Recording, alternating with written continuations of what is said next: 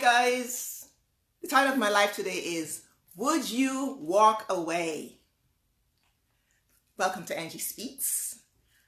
Here we are focused on becoming the next best version of ourselves all day long. Would you walk away? Walk away from what? Well, for me, it's easy for me to walk away from certain things. I can walk away from arguments, for example, on the train. Like you'll never catch me arguing with someone in public, on the train or anything like that. That's just, I will walk away in a minute. You will never catch me arguing with someone about whether or not there's a God. Like really, the evidence is overwhelming. I cannot be engaged in those kind of conversations. You won't find me arguing or being engaged in a conversation where it's petty relationships. Oh, the way she looked at me. Oh, what she's wearing. Oh, for no reason at all. Hate somebody for no reason. Like, to me, those things are just beneath me. You won't catch me. And I will walk away at the very appearance of anything that looks like that. But then there are certain things. Once in a while, something comes up that requires me to adjust my focus, because life can sometimes get a little blurry. Does that happen to you? Has that ever happened to you when things get a little blurry and you're just not sure if you should go A or left or right, or choose A or B? Have you been there? Well, it happened to me this week. Let me tell you.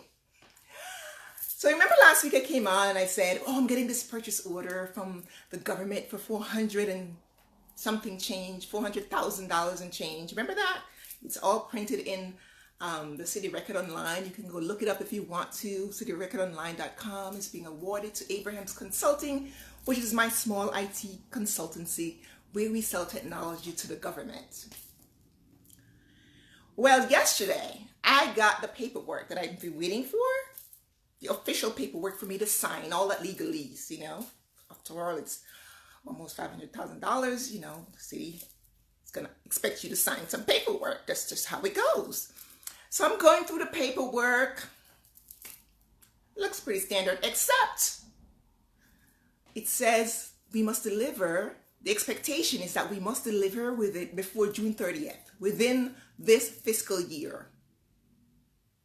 Now, I know from my experience in the city, from working with the city government for the past 14 years, that if you miss the fiscal year cutoff and you try to deliver because something was late or whatever from the manufacturer or the supplier, they will refuse the shipment. And guess what will happen to my small IT consultancy?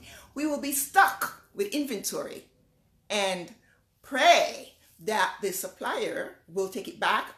And even if they do take it back, they will be charging me, my business, a restocking fee.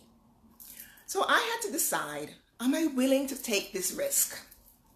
Not only are we in a pandemic where nothing is certain, COVID-19 done jacked up everything, as we all know. Committing to any type of timeline is really not smart. But, I'm getting an order for $400,000 and something in the middle of a pandemic. And you know how excited I was last week, right? It will help me to reach some of my goals, my financial goals, revenue goals for the business for 2020. I mean, all the sentiments are like going around. But then I'm still thinking, if I can't deliver, I'm going to be stuck with $400,000 worth of inventory. But then there's a chance that they may get delivered too. Would you walk away? They could get delivered on time. There's a chance. However, or should I say but, the manufacturer would not commit to the client that they would deliver before June 30th because they're also struggling with COVID-19. And therefore, I refuse to commit to the client for a delivery time of before June 30th. I'd be crazy to do that. Nobody knows where this virus is taking us. Everything is unreliable. So when life gets blurry, I decided to adjust my focus. And I looked at the whole picture. So yes, I would love this order. So I got on a call again with the client today. My little team, his team, over Zoom, we are going at it, you know? Why should you expect Abraham's Consulting to take on such an extraordinary responsibility in such unreasonable and extraordinary times? He got a little curt, but then he calmed down and he acknowledged that he was curt because he doesn't want me to fail. Oh, I said, well, thank you. I don't want to fail either. Don't want to be stuck with $400,000 worth of inventory in the event that the supplier or the manufacturer can't deliver. So we were going back and forth for a while, and I wouldn't bend. Matter of fact, I said, I'm just not willing to do it. It's that risk I can't take. Now, did I want the order? Of course. Was it scary to say, I have to walk away? Yes. But you know what happened? You wouldn't believe what happened. The client buckled because my request was, if you want me to take this risk, you have to send an additional email saying that even if we don't deliver before June 30th, you will still honor your obligations to pay us so that we can pay our vendors, our suppliers. It was a hard pill for him to swallow because the government is very much stickler about their fiscal year. But because he saw that I was willing to walk away, he said, okay, I'll send you the email. Now, we've been deliberating about this for 2 days. But today, when he saw I was willing to walk away, I was willing to walk away yesterday too, hard as it was. Because I know that any journey to success without clarity, it will put the brakes on it.